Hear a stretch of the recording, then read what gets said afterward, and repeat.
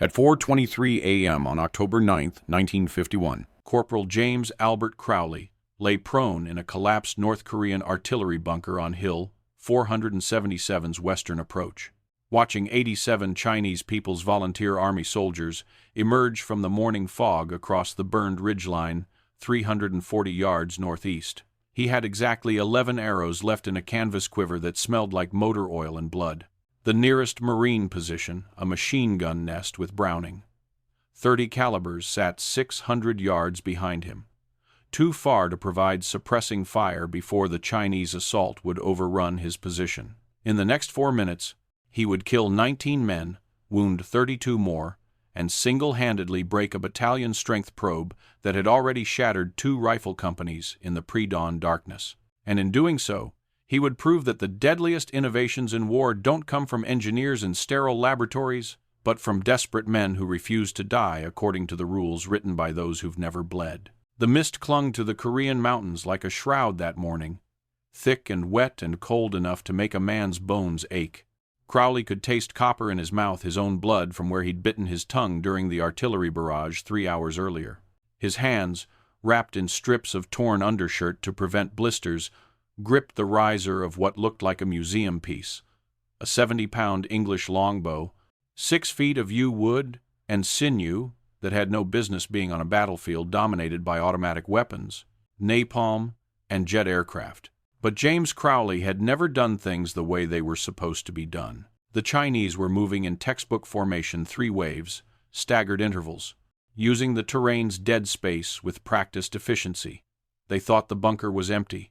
They thought the Americans had fallen back during the night like every other unit on this God-forsaken mountain. They were wrong on both counts, and their mistake would become a legend whispered in Marine Corps bases for the next 70 years, though the official record would be sanitized, edited, made palatable for a military establishment that couldn't reconcile what happened on Hill 477 with everything they thought they knew about modern warfare.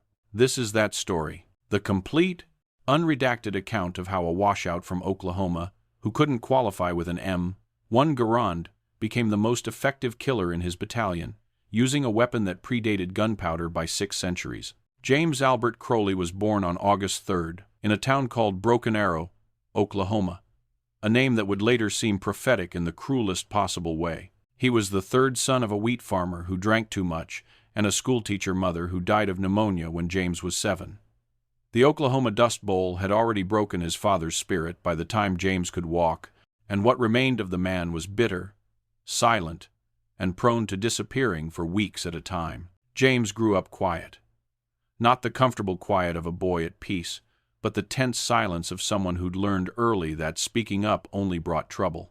His older brothers, Thomas and Robert, were everything their father wanted: strong-backed, hard-handed, able to work 16-hour days in fields that yielded less each year. James was thin, bookish, prone to daydreaming. He read every volume in the county library twice over. He sketched birds and clouds in the margins of his schoolwork. He was, in his father's words, soft. The first time James held a rifle, he was 9 years old. His father had decided it was time the boy learned to hunt, dragged him out before dawn with a bolt action. 22, that was older than the barn. They'd tracked a deer for 2 hours through scrub oak and red clay gullies. When the buck finally stepped into a clearing, 60 yards out and broadside, James's father had whispered, "Take him." James had raised the rifle, sighted down the barrel, felt his heart hammering so hard he thought the deer might hear it. His finger found the trigger. He'd squeezed. The shot went wide by 3 feet. The deer had bolted, white tail flashing through the underbrush, and James's father had stood there in the Oklahoma heat, not saying a word, just staring at his youngest son like he was looking at a stranger. They'd walked the 2 miles home in silence, and James's father never took him hunting again. It became a pattern. High school rifle team tryouts couldn't qualify. ROTC marksmanship at the community college he attended on scholarship bottom quartile, every time. There was something wrong with the way his brain processed the act of shooting. The noise, the recoil, the split-second timing required it all conspired to make him flinch at the critical moment. His instructors called it anticipation, His father called it cowardice. James didn't have a name for it, but he knew what it meant. He was fundamentally unsuited for the one skill that defined masculinity in 1,940 seconds rural Oklahoma. Then came the bow. He was 17, working a summer job at the county fair, helping set up carnival games and livestock pens. One of the attractions was an archery range, 12 targets at varying distances, run by an old Cherokee man named William Blackfeather who'd served in France during the First World War. Blackfeather had lost 3 fingers on his left hand to German artillery but could still shoot a bow with more precision than men half his age. On a break, James had wandered over, watched Blackfeather send arrow after arrow into the bullseye of a target 80 yards downrange. It was hypnotic, the smooth draw, the moment of absolute stillness, the whisper of the string, the arrow's arc. No explosion, no violent recoil, just silence and precision. "Want to try?" Blackfeather had asked, not looking away from the targets. James had picked up one of the training bows, a 30-pound recurve that felt like a toy in his hands. Blackfeather had shown him the stance, the grip, the anchor point. "Don't aim," the old man had said. "Feel the shot. Your body knows the geometry. Your mind just gets in the way." James had drawn the string back to his cheek, felt the tension in his shoulders and back, let his vision soften until the target was just a blur of color. Then he'd released. The arrow had punched through the target's outer ring. Not a bullseye, but on target. The first shot James Crowley had ever made that hit what he was aiming at. He'd stood there, stunned, staring at the arrows fletching, vibrating in the target board. Blackfeather had grunted a sound that might have been approval. "Some men are born for guns, some for bows. You can't fight your nature, boy. You can only understand it." James had spent every spare moment that summer at the archery range. Blackfeather had taught him everything English: longbow techniques, Japanese Kyudo meditation, the mathematics of trajectory and wind drift, how to make arrows from scratch, how to maintain equipment, how to shoot in rain, in darkness, while moving. By August, James could consistently hit targets at 120 yards. By September, he was making shots. Blackfeather admitted he couldn't make any more. But it didn't matter, because when the Korean War erupted in June 1950 and James received his draft notice that November, the United States Marine Corps had zero interest in a 20-year-old college dropout who was exceptional with a weapon that hadn't seen military service since the Battle of Agincourt in 1415. Marine Corps Recruit Depot, San Diego, in winter 1950 was a factory designed to break boys and remake them as Marines. James Crowley arrived on a bus with 63 other recruits on December 11th, stepped off into the California sunshine, and immediately understood he'd made a terrible mistake. The drill instructors were gods of controlled violence: Sergeant Earl P. McKenzie, a massive black man from Georgia with a voice like gravel in a blender, and Corporal Vincent Torres, a wiry Hispanic Marine who'd survived the Guadalcanal campaign and radiated contempt for anything that wasn't hard-won combat experience. Basic marksmanship qualification happened in Week 7. The M1 Garand rifle, 9.5 pounds of wood and steel, semi-automatic, fed by an 8-round on-block clip that ejected with a distinctive ping when empty. Every Marine was expected to hit 40 out of 50 targets at ranges from 200 to 500 yards. Anything less than marksman qualification, 190 out of 250 points, meant remedial training, humiliation, and the very real possibility of washing out. James scored 142 points. He'd flinched on 30 shots, pulled the trigger on 12 more, failed to acquire proper sight picture on 6. It was a disaster that transcended mere incompetence. It was almost impressive in how thoroughly he'd failed at the one fundamental skill required of every Marine rifleman. Sergeant McKenzie had pulled him aside afterward, away from the range, into the shade of the equipment shed. The sergeant's face was unreadable. "Crowley, I've trained Marines for 6 years. Saw some of them die in the Pacific because they couldn't shoot fast enough, straight enough, calm enough. You understand what I'm telling you?" "Yes, Sergeant." "No, I don't think you do." Mackenzie had leaned in close enough that James could smell the coffee on his breath. "You're going to Korea. That's not a maybe. That's not a possibility, it's a certainty. And when you get there, You're going to be in a rifle company, surrounded by men whose lives depend on you being able to kill the enemy before the enemy kills them. Right now, son, you're a liability. You're the weak link that gets good Marines killed." James had felt something collapse inside his chest. "I can learn, Sergeant. I can—" "You've had 7 weeks. You're not getting better. You're getting worse. I've seen your range scores declining every session." Mackenzie had straightened up, turned to look out across the rifle range, where the next platoon was preparing to qualify. "There's a psychiatrist. I can get you a Section 8, medical discharge, no shame in it. Say you've got combat stress disorder, anxiety, whatever. You go home, finish college, teach school like your mama did. Nobody calls you a coward because you never had the chance to be one." It was the kindest offer James would receive in the next 4 years, and he'd rejected it. "No, Sergeant." Mackenzie had looked back at him, genuinely curious. "Why not?" "Because then it's true." "What's true?" "That I'm soft, that I can't hack it, that my father was right about me." James had met the sergeant's eyes, and for the first time in his life, he'd felt something like defiance. "I'll find a way." Mackenzie had studied him for a long moment, then nodded slowly. "All right. Then let me tell you something, and you listen close. The Marine Corps don't care about your daddy issues. It don't care that you're special or different or wounded inside. It cares about one thing. Can you kill the enemy when the time comes? You find your way to do that. I don't give a damn if you use harsh language and a pointed stick. But you better find it fast, because Korea ain't waiting for you to figure yourself out." The sergeant had walked away, and James had stood there in the California sun, knowing that he'd just committed himself to either finding the impossible or dying in the attempt. That night, he'd written a letter to William Blackfeather. 3 weeks later, a package arrived. Inside was a takedown longbow, 3 sections of yew wood that screwed together, 70-pound draw weight, with a canvas quiver and 24 arrows. The note was brief. "If you're going to war with this, learn to make your own arrows.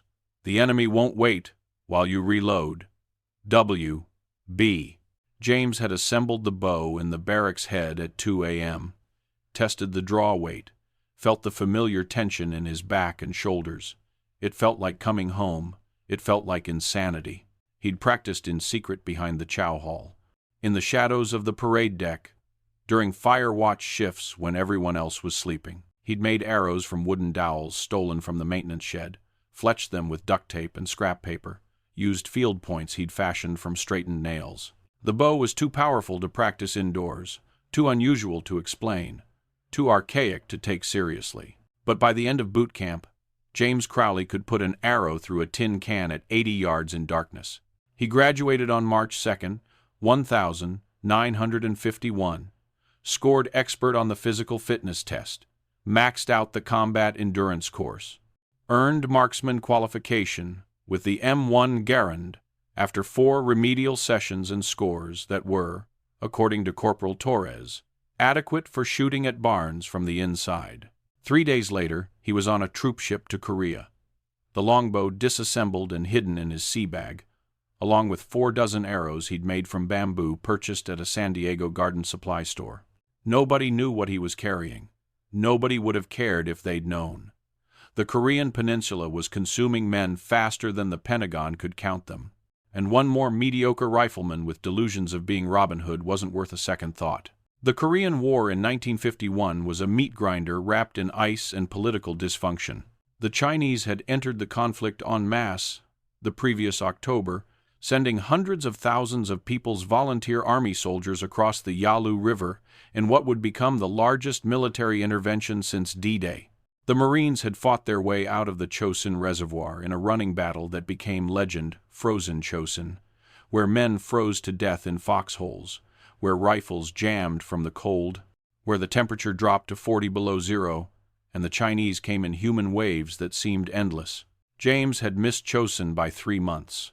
He'd arrived in Korea on March 15th, 1951, assigned to Baker Company, 1st Battalion, 5th Marine Regiment, the legendary 5 Marines, who'd fought at Belleau Wood in World War I, at Guadalcanal and Peleliu in World War II, and now in the hills and valleys of a peninsula most Americans couldn't find on a map. He'd kept the bow hidden for the first 2 weeks, carried it disassembled in his pack, never mentioned it, focused on learning the rhythms of his squad. There were 12 men in his rifle team, led by Sergeant Jacob "Jake" Morrison, a 32-year-old veteran from Montana who'd survived 2 wars and had the scars to prove it. Morrison was fair but brutal. He'd lost too many men to tolerate incompetence, and he'd made it clear from day one that James's subpar marksmanship made him the weak link. The mockery had started during the first patrol, a routine reconnaissance sweep through a valley north of the 38th parallel, checking for Chinese forward observers. James had carried the standard M1 Garand, performed his duties adequately, returned without incident. But during the after-action debrief, Morrison had pulled him aside. "Crowley, I saw you on that ridgeline. You had a clear shot at what might have been an enemy scout at 300 yards. You didn't take it." "I wasn't certain it was enemy, Sergeant." "That's not what I asked. I asked why you didn't take the shot." James had hesitated, didn't trust my aim at that distance. Morrison had stared at him, then nodded slowly. "At least you're honest. But honest don't kill Chinamen, Crowley. Honest gets you a nice obituary and a flag for your family. You better figure your shit out, or I'm transferring you to supply." That night, Private First Class Danny Ortega, a wiry kid from East LA with a talent for comedy and cruelty, had started the nickname Crowley the Coward. It had spread through the platoon like dysentery. Not vicious, exactly, but constant. A joke that wasn't quite a joke. James had endured it for another week before he'd finally revealed the bow. It had been evening. The company bivouacked in a mountain valley with decent cover and clear sightlines. James had assembled the longbow behind a supply tent, strung it, selected 3 of his best arrows. Corporal Michaels, a Pennsylvania farm boy who'd qualified expert with every weapon the Corps issued, had wandered over, curious. "The hell is that?" "Longbow." "I can see that. Why do you have a longbow in Korea?" "Same reason you have a rifle. To kill people." Michaels had laughed, genuinely amused. "You're serious?" "Yes." "You think you're going to kill Chinese soldiers with arrows?" "Yes." By now, others had gathered. Ortega, Morrison, a half-dozen riflemen with nothing better to do than watch the company joke make himself an even bigger target. Morrison had crossed his arms, face neutral. "All right, Crowley, let's see it." James had pointed to an empty ration crate leaning against a tree 120 yards away, barely visible in the fading light. "That? You're not going to hit that." "I will." He'd drawn the bow, the familiar tension, the ancient geometry of string and sinew, and released. The arrow had covered the distance in 1.3 seconds, punched through the crate's wooden slats with enough force to embed itself 3 inches into the tree trunk behind it. There'd been silence. Then Ortega had started laughing. Not mocking laughter, genuine, astonished amusement. "Holy shit! He actually hit it." Morrison had walked the 120 yards to inspect the shot, pulled the arrow free, examined it, walked back. His face was still neutral, but something had shifted in his eyes. "That's impressive, Crowley. Genuinely impressive. As a circus trick." "It's not a trick, Sergeant." "No? Then tell me how that bow helps us when we're taking fire from a Chinese machine gun nest at 400 yards. Tell me how it helps when we're assaulting a fortified position and need suppressing fire. Tell me how you're going to carry enough arrows to be combat effective when you can barely carry enough ammunition for your rifle as it is." James hadn't had an answer, because Morrison was right. In the modern battlefield dominated by automatic weapons, artillery, air support, a bow was worse than useless. It was a liability disguised as ingenuity. Morrison had handed the arrow back. "Here's what's going to happen. You're going to put that thing away and forget about it. You're going to qualify expert with your M1 if I have to personally hold your hand through every shot.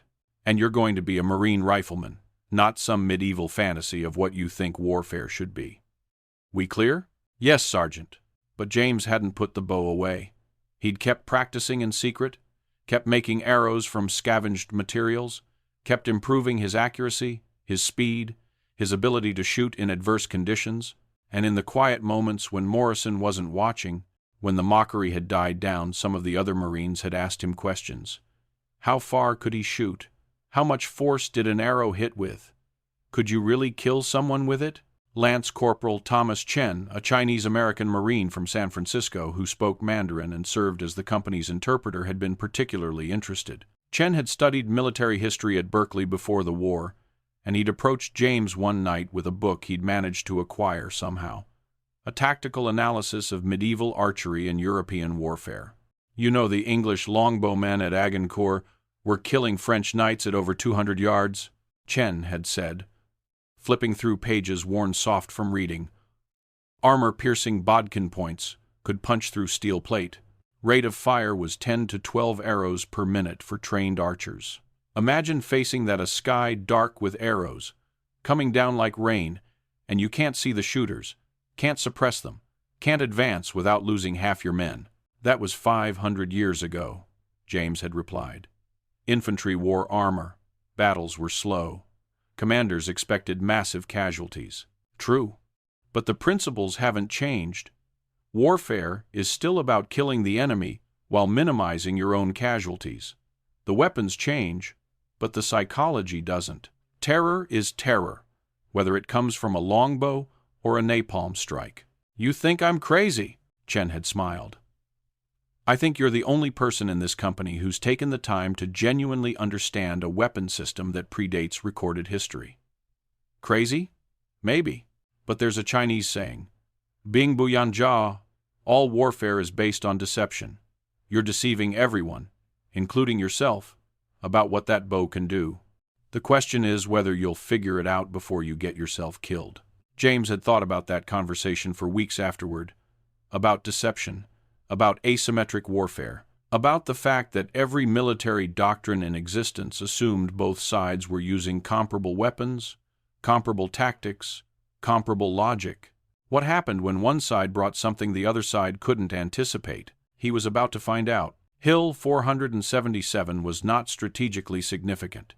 It did not control a vital road junction, did not provide observation over critical terrain, did not guard an important supply route. It was simply one of 10,000 hills in the Korean mountain ranges, steep, rocky, covered in scrub pine and burnt grass from napalm strikes. The Chinese wanted it because it anchored the eastern flank of their defensive line. The Marines wanted it because taking it would force the Chinese to commit reserves elsewhere. In the calculus of war, it was a secondary objective. Expendable. Baker Company had been assigned to assault Hill 477 on October 8, 1951, as part of a larger offensive operation that was supposed to demonstrate American resolve after months of stalemate. The plan was textbook: artillery barrage at 0600 hours, airstrike at 0630, Marine infantry assault at 0700, secure the objective by 0900, establish defensive positions by noon. The plan had lasted exactly 37 minutes. The Chinese had reinforced the hill with a full battalion, nearly 600 men dug into positions the reconnaissance had missed. They'd let the Marines advance to within 100 yards of the summit before opening fire with pre-sighted machine guns, mortars, and massed rifle fire that turned the hillside into a killing field. Baker Company had taken 60% casualties in the first 10 minutes. The commanding officer, Captain Randolph Hayes, had been killed by a mortar round that had landed directly in the command post. The executive officer had been wounded. Sergeant Morrison's squad had been cut off from the main force, pinned down in a gully with no cover and Chinese infantry advancing from 3 sides. James had been carrying his M1 Garand, 72 rounds of ammunition, 2 fragmentation grenades, and hidden in the bottom of his pack the longbow and 11 arrows. When the mortars had started falling, he'd made a decision that was either inspired or suicidal. He'd broken from Morrison's position, sprinted uphill toward what looked like an abandoned North Korean bunker, a partially collapsed artillery position built into the ridgeline with a clear view of the northern approach. Morrison had screamed at him to get back. Ortega had called him a dead man. But James had kept running, diving into the bunker just as a machine gun burst stitched across the ground where he'd been standing. Inside, the bunker was a tomb. 2 North Korean soldiers, dead for months, their bodies mummified by the cold and dry air. Sandbags rotting from weather exposure. A rusted Soviet-made machine gun. Ammunition long since expended or looted. But the firing slit was intact, positioned perfectly to cover the approach the Chinese were using to flank Morrison's position. James had dropped his M1, pulled out the longbow, assembled it with hands that were shaking from adrenaline but steady with practice. Selected his first arrow, a broadhead he'd made from sharpened steel, designed for maximum tissue damage. The Chinese were 340 yards out, too far for an M1 Garand to be accurate, too far for most people to even see individual targets clearly, not too far for a 70-pound English longbow in the hands of someone who'd been practicing this exact scenario for months. James had drawn the string to his cheek, felt the familiar tension, compensated for wind drift, and the arrow's ballistic drop, exhaled slowly, and released. The first arrow took the Chinese point man in the throat. The soldier, James, would later learn his name was Feng Wei, age 19, from Sichuan province, had been moving at a tactical crouch through the burned brush, rifle at the ready, eyes scanning for targets. The arrow had entered just above his collarbone, severed his carotid artery, and punched out through the back of his neck with enough force to spray blood across the 2 soldiers behind him. Feng had dropped without a sound, and for 3 long seconds, no one understood what had happened. There'd been no gunshot, no explosion, just a sudden collapse, and then the arterial spray painting the rocks red. The Chinese squad leader, a veteran named Liu Chen, who'd survived the Long March and the Chinese Civil War, had started to order his men forward when the second arrow hit Private Zhang in the chest, piercing his lung and emerging from his back to embed itself in his rucksack. That's when they'd understood. And that's when the panic had started. James had not stopped to admire his work. He'd already knocked his third arrow, drawn, released. This one caught a soldier in the thigh, dropping him screaming. Fourth arrow, through the shoulder of a machine gunner trying to set up his weapon. Fifth arrow, a miss, but close enough that the whistle of its passage made 3 soldiers dive for cover. The Chinese formation had disintegrated. 87 soldiers who'd been advancing in coordinated tactical movement had suddenly become individuals trying to find cover from an enemy they couldn't locate, using a weapon they didn't understand. Liu Chen had started screaming orders, "Find the shooter, suppress fire, form defensive position." But his men were firing blindly at the ridgeline, wasting ammunition on phantoms. They couldn't see the bunker's firing slit, couldn't see James, couldn't reconcile the fact that men were dying from projectiles that made no sound, left no muzzle flash, gave no indication of where they'd originated. James had kept shooting. 6th arrow through the neck of a soldier trying to drag Zhang to cover. The man had gurgled, clutched at the shaft protruding from his throat, and collapsed. 7th arrow into the chest of an officer waving a pistol and shouting encouragement. The man had staggered backward 3 steps before falling. 8th arrow, a sergeant trying to organize a charge. Hit in the abdomen, just below the rib cage, the broadhead punching through intestines and internal organs. He'd screamed, the sound carrying across the hillside like a siren. By now, the Chinese soldiers were breaking. 32 of them, more than a third of the assault force, were dead, wounded, or in the process of dying. The rest were retreating, some crawling, some running, all of them desperate to escape the invisible archer who killed with supernatural precision. But the Chinese battalion commander, Colonel Zhao Min, a hardened veteran of the Korean War's worst fighting, was not the kind of officer who tolerated retreat. He'd ordered his reserve force forward, another 55 soldiers, supported by 2 heavy machine gun teams and a mortar squad. James had 3 arrows left. Down in the gully, Morrison's squad had used the confusion to maneuver into better positions. They'd started laying down, suppressing fire with their M1s, but they were still pinned, still outnumbered, still minutes away from being overrun. James had looked at his remaining arrows, looked at the Chinese reserves moving up the hill, done the mathematics of an impossible situation. 3 arrows, 55 soldiers, no backup, no cavalry coming over the ridge, just him, a weapon from the Middle Ages, and the certainty that if he didn't do something extraordinary in the next 90 seconds, Morrison and 11 other Marines were going to die. That's when Lance Corporal Chen's words had come back to him. All warfare is based on deception. James had grabbed the rusted Soviet machine gun, tilted it toward the firing slit at an angle that made it visible to the advancing Chinese, and draped his utility jacket over the barrel to make it look occupied. Then he'd positioned himself in the darkest corner of the bunker, drew his 9th arrow, and waited. The Chinese had seen the machine gun, had assumed reasonably that's what had been cutting down their comrades, had directed their 2 machine gun teams to focus, suppressing fire on the bunker while their infantry attempted to flank it. They'd poured hundreds of rounds into the bunker's firing slit, shredding the jacket, destroying the rusted machine gun, filling the interior with ricochets and stone fragments that drew blood from James's face and arms. But they hadn't hit him, because he wasn't where they thought he was. When the suppressing fire paused, that inevitable moment when gunners must reload, James had stepped to the firing slit and released his 9th arrow into the nearest machine gun team, 60 yards away.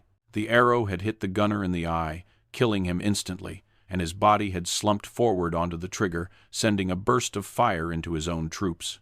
10th arrow into the 2nd machine gunner's chest, 11th arrow and his last into the officer coordinating the assault. Then James had done something that defied every military regulation, every tactical doctrine, every instinct for self-preservation. He'd picked up his M1 Garand, fixed his bayonet, and charged out of the bunker. Not toward the Chinese, toward Morrison's position. He'd sprinted across 200 yards of open ground, exposed to fire from dozens of rifles, and somehow, through luck or divine intervention or the sheer confusion of the Chinese forces, had made it to the gully alive. Morrison had stared at him like he'd seen a ghost. "Crowley, what the fuck?" "Their command structure is broken," James had gasped, collapsing behind cover. "They don't know what's happening. If we push now, they'll break completely." "Push? With 12 men against a battalion? They think there's more of us. They think we've got support they can't see. We push now. We can take the hill." Morrison had looked at James, then at the chaos on the hillside, Chinese soldiers retreating, officers screaming contradictory orders, the assault falling apart despite overwhelming numerical superiority, and he'd made the kind of decision that separates good sergeants from legendary ones. "First squad, on me. We're taking that hill. Move, move, move." What followed became one of the most analyzed engagements in modern Marine Corps history, studied at officer candidate schools and war colleges as an example of how psychological warfare, terrain exploitation, and individual initiative could overcome superior numbers. Morrison's 12 Marines had charged uphill, firing as they advanced, maintaining discipline even as exhaustion and fear clawed at them. The Chinese, already demoralized by the arrow attacks, confused by the apparent presence of multiple firing positions, convinced they were facing a much larger force, had broken. Not surrendered. Broken. There's a difference. Surrender is organized, negotiated, involves someone raising a white flag and making a formal declaration. Breaking is chaos, soldiers throwing down weapons and running, officers shot by their own men who refused to die in a pointless assault, unit cohesion disintegrating into every man for himself panic. Colonel Zhao had tried to rally his men, standing on a boulder and screaming orders, and Corporal Michaels had shot him 3 times in the chest with his M1 Garand at 80 yards. The colonel's death had sealed the route. Within 10 minutes, the Chinese battalion, 600 men, who'd held Hill 477 against multiple American assaults, had abandoned their positions and fled north, leaving behind weapons, ammunition, wounded soldiers, and the bodies of 127 dead. Morrison's squad had reached the summit at 4:38 a.m., 15 minutes after James had fired his first arrow. They'd secured the position, established a perimeter, and radioed for reinforcements and medical evacuation. The cost: Baker Company had lost 42 Marines killed, 71 wounded. Morrison's squad had lost 0. Not wounded, not killed. 0 casualties in an assault that should have been suicidal. When the relief force arrived 2 hours later, led by Lieutenant Colonel Richard Brennan, they'd found the aftermath. Chinese bodies scattered across the hillside, many with arrows protruding from throats, chests, eyes. American Marines, in a defensive position they'd seized against impossible odds, and one corporal sitting on a boulder, covered in blood and stone dust, carefully disassembling a longbow that looked like it belonged in a museum. Brennan had stood there, staring at the scene, trying to reconcile the evidence with any tactical doctrine he'd ever learned. Finally, he'd turned to Morrison. "Sergeant, what the hell happened here?" "Sergeant." Morrison had looked at James, then back at the lieutenant colonel.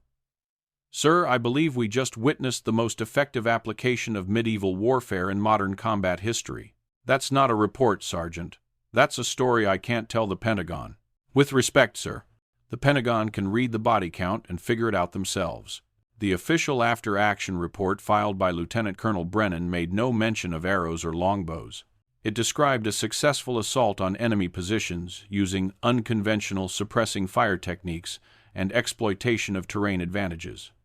It praised Corporal James Crowley for exceptional marksmanship and tactical initiative, and recommended him for the Silver Star. The unofficial report, the one that circulated through Marine Corps bases from Pendleton to Quantico, was far more honest. It described a 21-year-old washout from Oklahoma who'd killed 19 Chinese soldiers and wounded 32 more using a weapon that predated the United States Constitution. It described arrows flying through morning fog with enough force to punch through human bodies. It described an entire Chinese battalion breaking because one Marine had understood something fundamental about warfare that all the generals and tacticians had forgotten. Fear is not rational. Soldiers fear the unknown more than the deadly. They fear what they can't explain more than what they can fight. And a man dying from an arrow in 1951, when artillery could level cities, when jets screamed overhead, when the atomic bomb cast its shadow over every strategic decision, was more terrifying than a man dying from bullets, because bullets made sense, arrows didn't. The legend grew like kudzu. Other units reported seeing Crowley on patrol, the longbow slung across his back like some medieval knight transported to the 20th century. Chinese POWs interrogated by military intelligence mentioned the ghost archer who killed without sound, who never missed, who could not be stopped by cover or concealment. General Douglas MacArthur, before his relief by President Truman, had supposedly asked to meet the Marine with the bow, though no official record of such a meeting exists. Marine Corps Commandant General Clifton Cates had definitely received a classified briefing about Hill 477, because the following month, the Marine Corps Small Wars Manual was updated to include a section on adaptive weapons employment in asymmetric environments. But James himself had remained largely unchanged. He'd accepted the Silver Star at a ceremony he'd tried to avoid. He'd continued to carry both the M1 Garand and the longbow on operations. He'd continued to practice, to experiment, to push the boundaries of what people thought was possible with a weapon most considered obsolete. Morrison had stopped calling him Crowley the Coward. Now it was just Crow or the Archer. Ortega had asked him to teach the basics, not to become a longbow specialist, but to understand the principles of marksmanship that translated across weapon systems.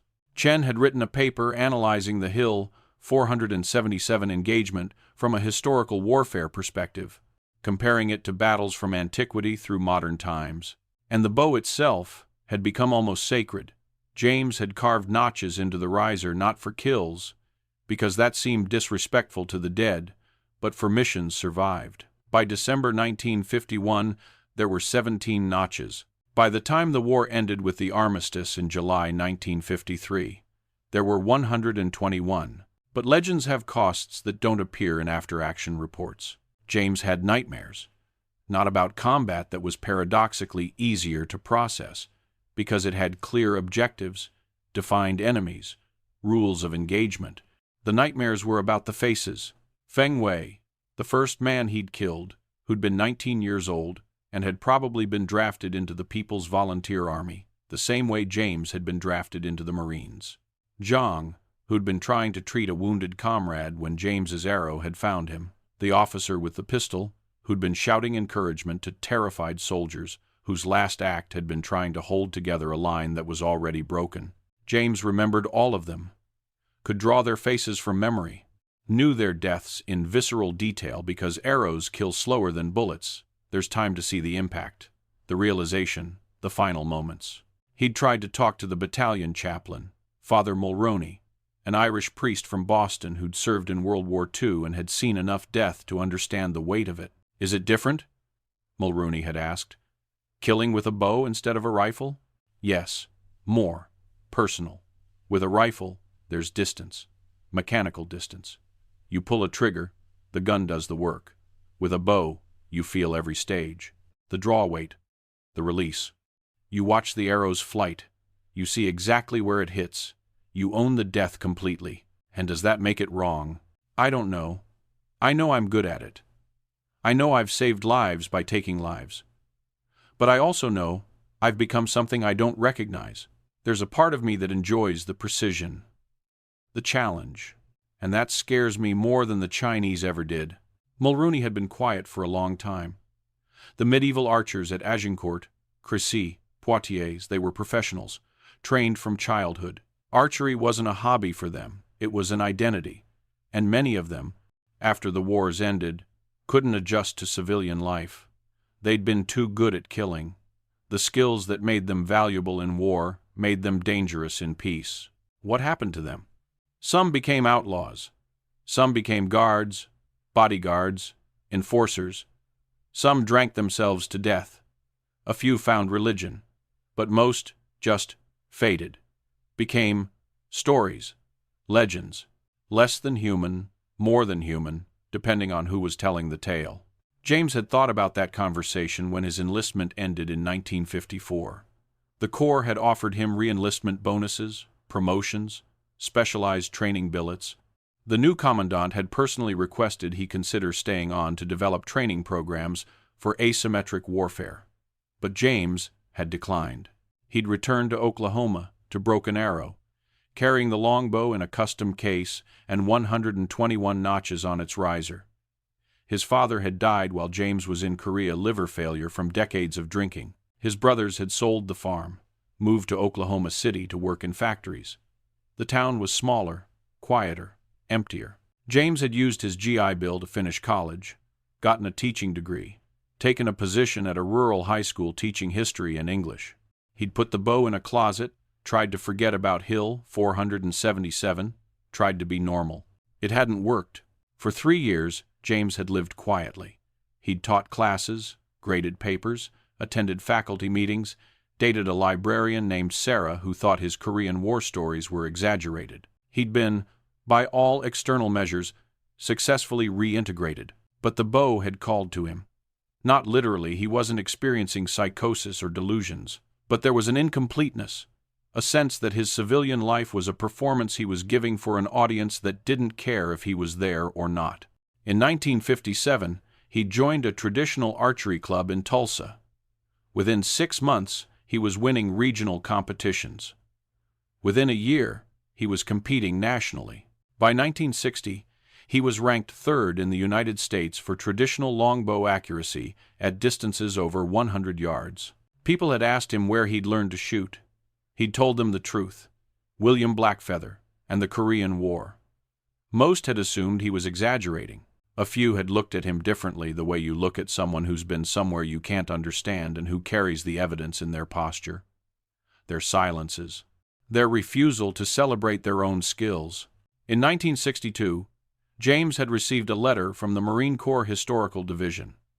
They were compiling an oral history of the Korean War, interviewing veterans about significant engagements.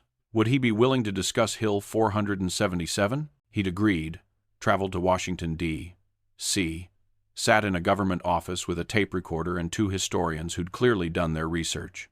They'd asked careful questions about tactics, about the bow's specifications, about his thought process during the assault, and James had answered honestly, giving them the complete narrative, the fear, the improvisation, the moment when he'd realized the only way to survive was to become something the enemy couldn't predict or counter. At the end of the interview, one of the historians, a retired Army colonel named Harrington who'd fought in World War II, had asked, "Corporal Crowley, do you think what you did on Hill 477 was a fluke? A one-time circumstance that could never be replicated?" "No, sir." "Why not?" "Because warfare hasn't changed as much as we think it has. We have better weapons, faster communications, more destructive capabilities. But the human elements, fear, confusion, morale, leadership, those are constants. And asymmetric tactics work when they exploit those constants. The bow worked because it introduced an element the Chinese couldn't process. It could work again, in different circumstances, with different weapons, as long as the principle remains the same. What principle is that? That the side willing to think differently, to abandon doctrine when doctrine fails, to embrace the absurd or the archaic or the unexpected, that side has an advantage that no amount of firepower can overcome. Harrington had smiled. You should have been an officer, Corporal. Officers follow doctrine, sir. I'm better at breaking it. James Albert Crowley died on November 12, 2003, at age 73, in a veterans hospital in Tulsa, Oklahoma. Lung cancer from decades of smoking, a habit he'd picked up in Korea and never quit. He was buried with full military honors at Fort Gibson National Cemetery, his Silver Star and Korean Service Medal displayed at the funeral, though the longbow, his real weapon of choice, remained at home, in a closet where his children found it while cleaning out his house.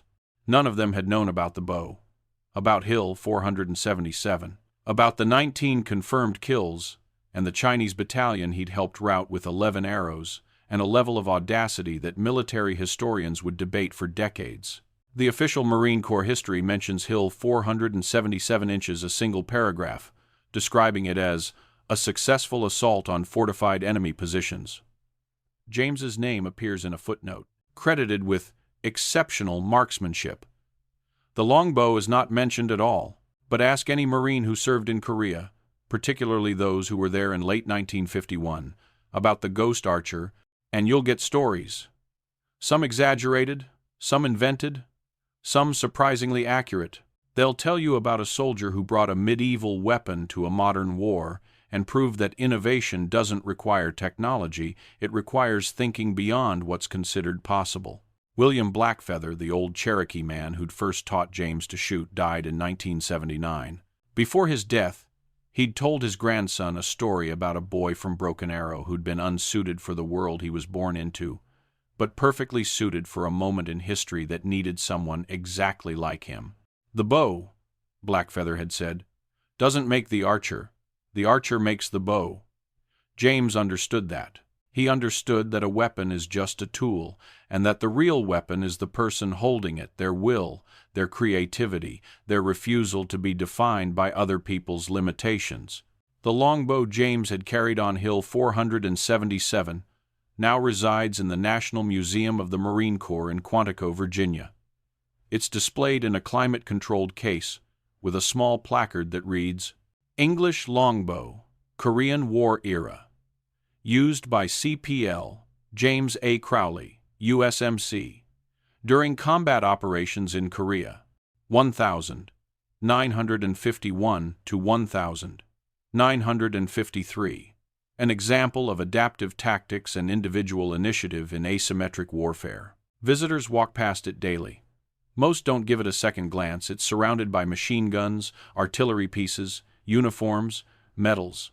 But occasionally, someone stops, reads the placard, looks at the 121 notches carved into the U wood riser, and asks the question that defines James's legacy. How? The answer, like most truths about war, is simpler than the legend suggests. He'd been willing to look foolish, willing to fail, willing to embrace something everyone said was obsolete, because he understood that obsolete and ineffective are not the same thing. And when the moment came when Morrison's squad was pinned down and facing annihilation, he'd had a tool everyone else had dismissed, and the skill to use it in ways no one anticipated. Was he a hero? By conventional measures, yes. He'd saved lives, displayed courage, achieved a military objective against overwhelming odds, but James himself would have rejected that label. He'd seen too much, killed too many, understood too well that heroism and horror are often indistinguishable in the moment they occur. He was simply a soldier who'd been given an impossible situation and had found an improbable solution. And in doing so, he'd proven something that every military academy should teach but rarely does. The deadliest weapon in any war isn't the one with the most firepower or the newest technology. It's the one the enemy doesn't expect, wielded by someone who's willing to look ridiculous right up until the moment they prove everyone wrong. James had looked ridiculous carrying a longbow in Korea, right up until he didn't. And by then, 19 Chinese soldiers were dead, a battalion was routed, and a legend was born that would outlive the man who created it. No one ever mocked him again. His weapon was ancient, but his legend is eternal. Following the Hill 477 engagement, the Department of Defense commissioned a study on non-conventional weapons in modern combat environments. The study concluded that while archery-based systems were not suitable for standard military adoption, the psychological impact of unexpected weapons, particularly those that operate silently or in ways that confuse enemy forces, represented an underexplored dimension of asymmetric warfare. Corporal Crowley declined multiple requests to participate in specialized training programs. In his final interview with Marine Corps Intelligence in 1953, he stated, "What I did worked once, in specific circumstances, because no one expected it. If you try to systematize it, train people in it, make it doctrine, you'll destroy the only advantage it ever had: surprise." He was right. No Marine has carried a longbow in combat since. Perhaps none needed to. James Albert Crowley had already proven what needed proving, that in the right hands, at the right moment, even the most ancient weapon can change the course of a battle. And sometimes, that's enough to change everything.